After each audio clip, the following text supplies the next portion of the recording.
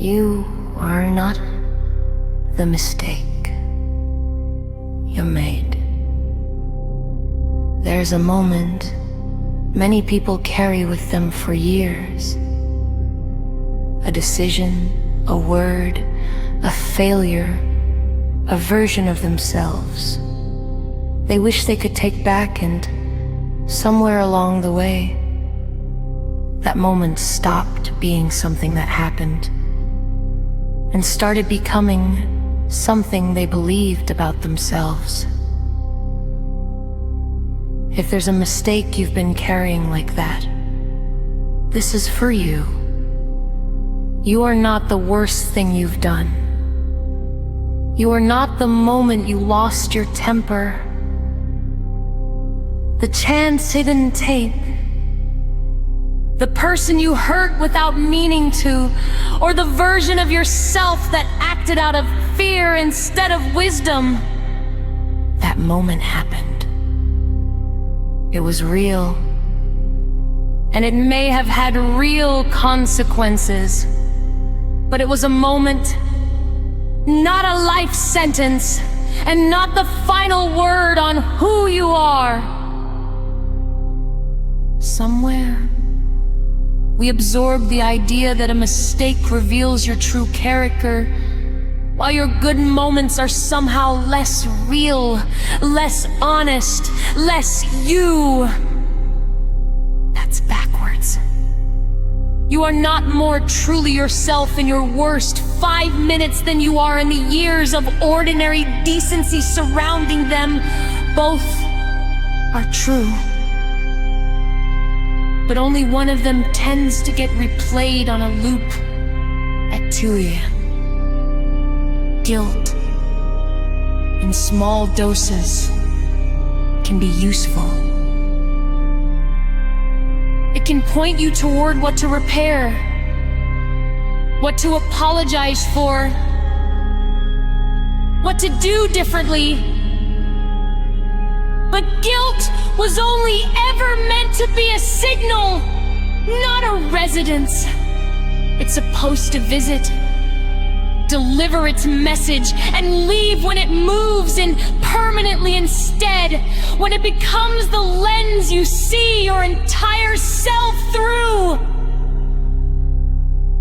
It stops teaching you anything. It just quietly convinces you that you're unworthy of the very growth it was supposed to be pointing you toward. You are allowed to take full responsibility for what you did without deciding that it defines the whole of who you are. Those are two different things, and it's possible to hold both without letting either one cancel the other out.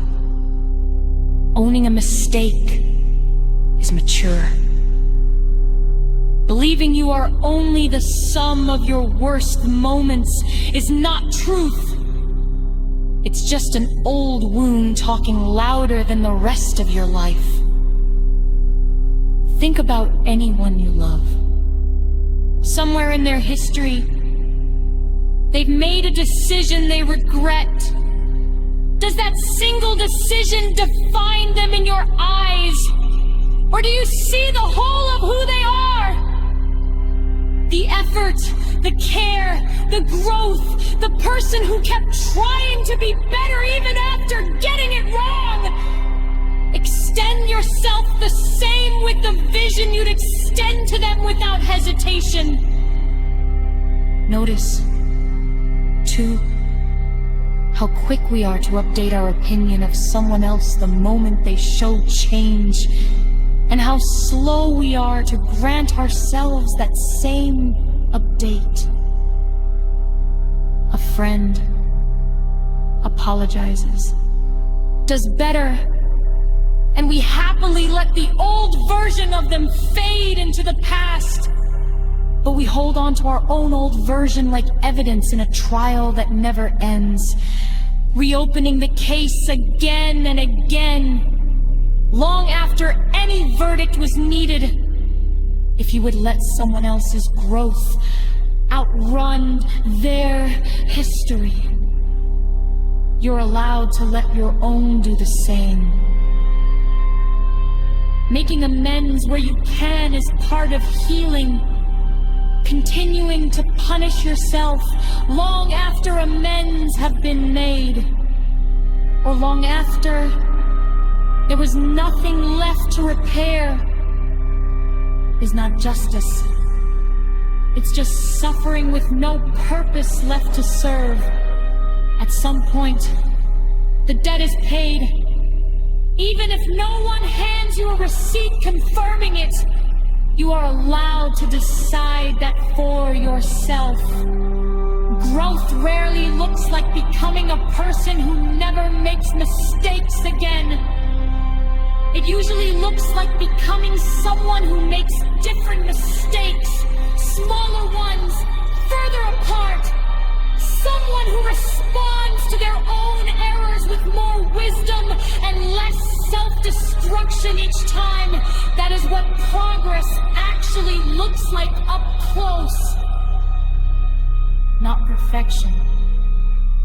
A slowly widening gap between who you were when you made that mistake and who you are now.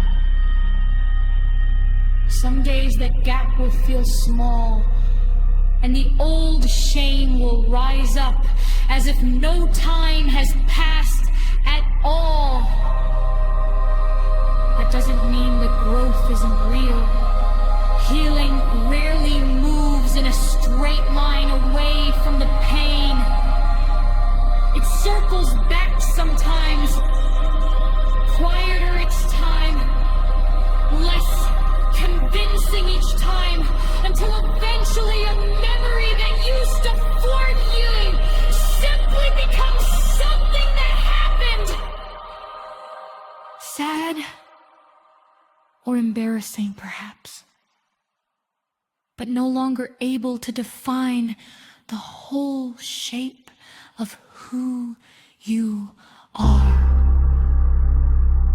You are allowed to be someone who did that thing, and also someone who has grown since.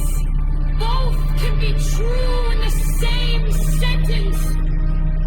The past doesn't require your permission to have happened, but the future still requires your presence to be lived, and you can't fully show up for it while chained to a version of yourself that no